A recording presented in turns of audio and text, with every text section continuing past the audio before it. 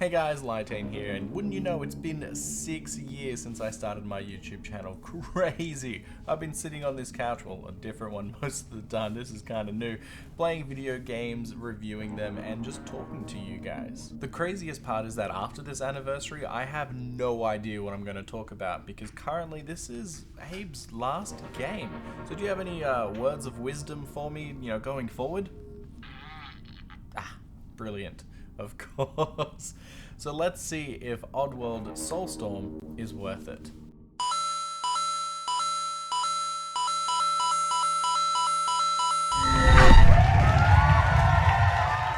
Oddworld Soulstorm was released in April 2021 only for the PlayStation 4 and 5. While I did get the game when it first came out, a lot of patches and updates have been applied, so in November 2021 they repackaged the game, called it the Enhanced Edition, and released it on the Xbox systems as well. While you can technically still play Soulstorm as how it first came out if you don't download any of the patches, I'm sure you will, so I will be talking about the Enhanced Edition in this review. It is no secret that I absolutely love the Oddworld games and universe. Lorne Lanning created a marvelous world, and his humor really resonates with me. As I've talked about before, Lorne wanted to make a quintology of games, each with their own hero, but due to the success of the first game, Sony really wanted another one quickly. This turned into Exoddus, which enhanced the series in almost every way, except maybe visually, because they do reuse a lot of assets from Odyssey. But due to limitations in time, money, and resources, a lot of the story elements had to be trimmed down or cut in order to reach that deadline. As such, the true vision of the game wasn't realized. A long time later, in 2014, the first game was remade and called New and Tasty, which received pretty good reviews. So it was only a matter of time before Exoddus would see its remake, and here we are.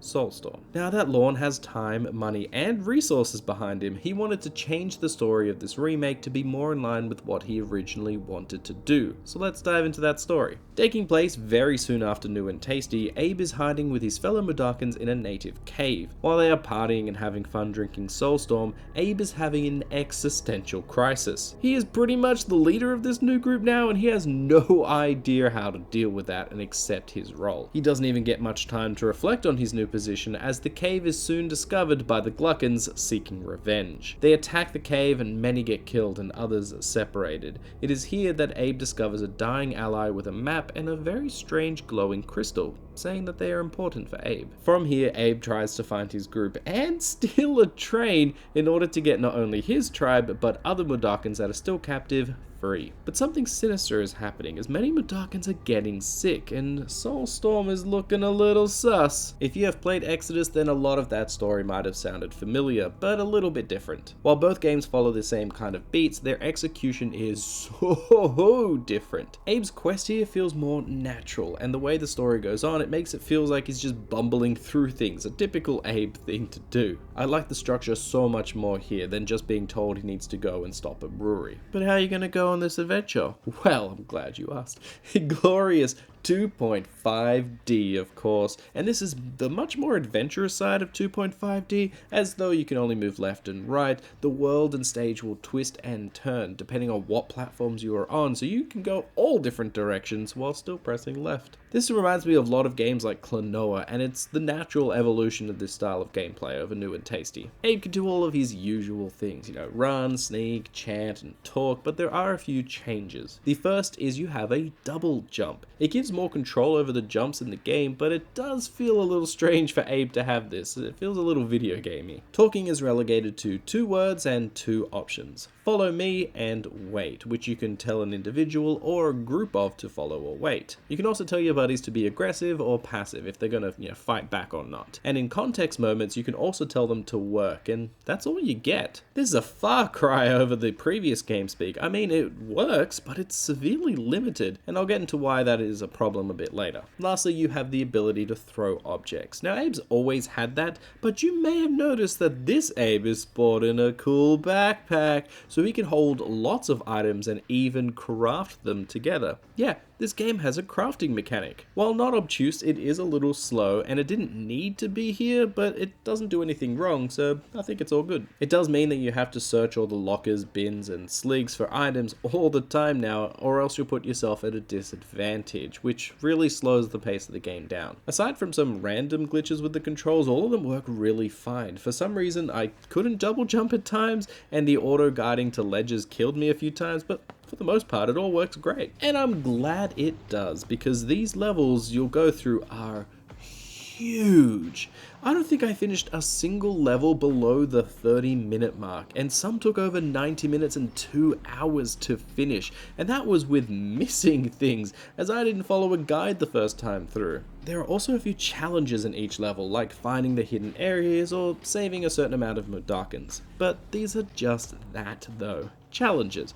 You don't get any kind of reward for completing them other than that nice PlayStation trophy. In the first two Oddworld games, there are clearly levels, and some can take a long time to finish, but the way that game is structured, it doesn't feel so much like a level. I know that Rupture Farms is a level, I know that Soulstorm Brewery is a level, but due to the flow of these, it doesn't feel like they are. That leads to a small problem that Soulstorm has. These levels are huge. Interwoven paths, secret areas, and many obstacles will be in your way, so they can kind of drag out. If I was to stop in the middle of Exoddus, I feel okay. I feel like I could just pick it up and keep going. But if I stop halfway through a Soulstorm level, I keep thinking to myself, I'll just finish this level and then I'll stop, and an hour later I'm still trying to finish it. But at least each level has different challenges, different set pieces, and different things to do in them. I like that on one level you are possessing sligs to stop them shooting at your friends, in another level you're traveling along a train to hijack it. This is where the game tends to shine. Being chased by a huge blimp trying to shoot you down, or crawling through dark caves away from something that lurks in the dark, that's great. Many times within levels you'll have to tackle similar challenges that get progressively harder, like getting away from one slig, then 3, and now you've got a flying one, which keeps the game feeling fresh. But with that positive, of course, will come a little negative. These challenges don't seem fair a lot of the time, as the game, even enhanced, does have some glitches and AI problems. Sometimes a slig will see you when he shouldn't, or a Mudokon won't throw a goddamn can to save his life. Then you have to repeat a section, which can sometimes be pretty long between checkpoints, and that's just frustrating. This is only really an issue though when I was going for the badges, as it forced me to play in a particular way, which was like not killing sligs or trying to destroy the objects, and because I was trying to do those, I kept dying in order to achieve those goals. But when I didn't care about them, I didn't find any of these an issue. Now, to change the subject a little, I want to talk about the cutscenes. They look incredible, and they are both funny at times and horrifying at others. I kind of kept playing to see how this new story was going to unfold. Like, I kind of knew what was going to happen, but there were new things here as well, and the visuals, just gorgeous. Even that new bad ending is crazy, and it made me feel really horrible for getting it. But I can't just view this as its own game. I just keep comparing it to the past. Even with these great cutscenes, something was a bit lacking. In every game we have seen Abe in, he's a fun, reluctant, but capable hero with a very clumsy streak. He's likable and you root for him, but here, he's an emotional wreck crippled with responsibility. I get that's super realistic, but that's not the Abe I've come to know and love from the last 25 years. I also find some gameplay to be less than the original. Part of the identity of Exoddus was the different Mudokons. There were sad ones, blind ones, angry ones, and more, and their moods had to be dealt with in order to succeed. Tell a blind guy to walk and he'll just keep on walking until you say stop.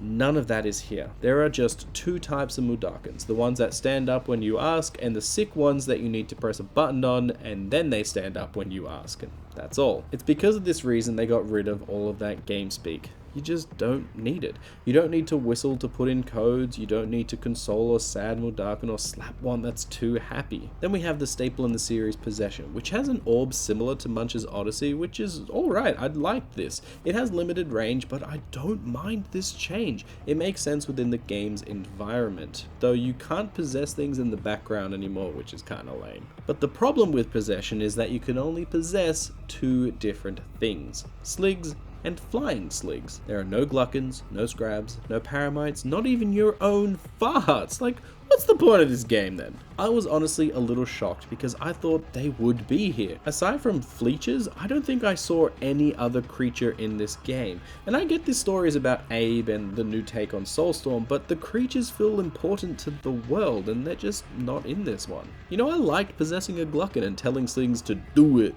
but alas, it's not here. And due to the game speak being limited, there are no slig gates, and you never need to even talk as a slig, and you can't even order slogs around. Like, none of that is here. There are also themes and areas not present in this game as well, like boneworks, and how the Mudokon bones and tears are ingredients for the brew. It's mentioned, but that's about it. I think that those would have fit really well into this new dark nature that the story was taking, you know, showing the horrors the gluckons are putting the Mudokons through, but nope, all of that is cut. Look, I know I sound like a negative Nancy because I keep comparing this game to Exoddus, and I'm not the only one that will do so because of the nature of this game. So with everything said, how does Soulstorm stand as its own game? Well, the story, though dark and a little vague at times, is good. The levels are varied and have a lot of different puzzles within them to solve. The badges offer a way to play a level in a different style you may not have thought of if you want to complete them. Abe handles well, barring some odd behavior,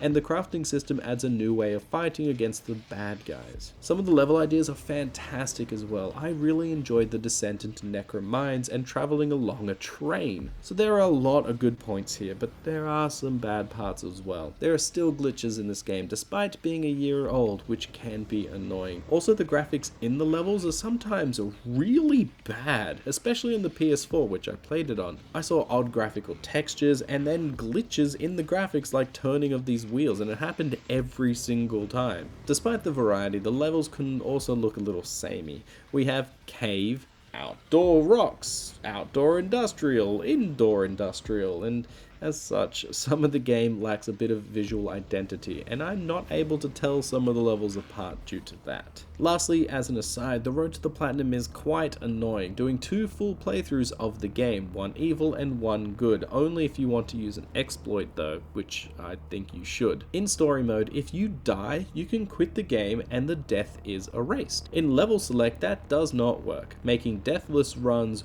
quite insane. If I were the best Soulstorm player in the world, I would still probably die due to something unforeseen when the level glitches out, or I just get spotted, or I just make a mistake. And after playing for an hour and a half, oh, that would suck.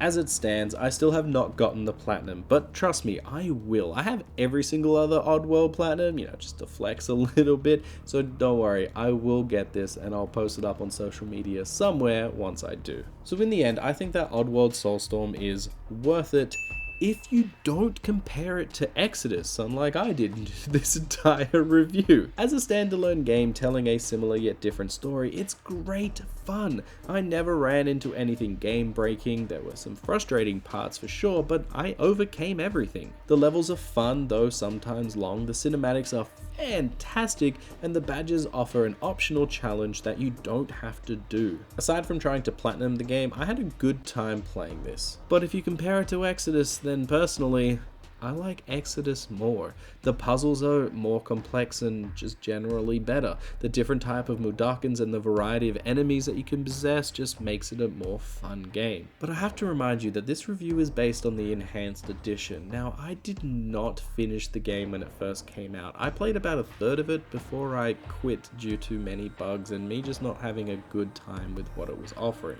Then at the start of this year, I thought, oh, I've got to finish it for the review, plus there's been a lot of patches, so hopefully the game is more stable. And it really is more stable and fun. I was having a blast playing through it this time, and I thought it was a lot better. Also, I kind of knew it, but I was also very surprised when I heard Kadikarus's voice in the game. That was really cool, and that's like a dream of mine to be in a video game that I love, so amazing props to him for getting in there. That's so cool. That's very awesome. So guys, tell me what you thought about Oddworld Soulstorm. Do you like it? Do you hate it? Do you compare it to Exoddus, or do you try to look at it as its own game? game. I tried to look at it on its own, but as I kept playing and realizing that certain things didn't make it into the game, it started to color my thoughts. Anyway, I hope you've enjoyed my Oddworld anniversaries, and now I have no idea what I'm gonna do next year. I'm always welcome to new ideas, so let me know. I don't know, maybe I'll start talking about my favorite game series of all time, Kingdom Hearts.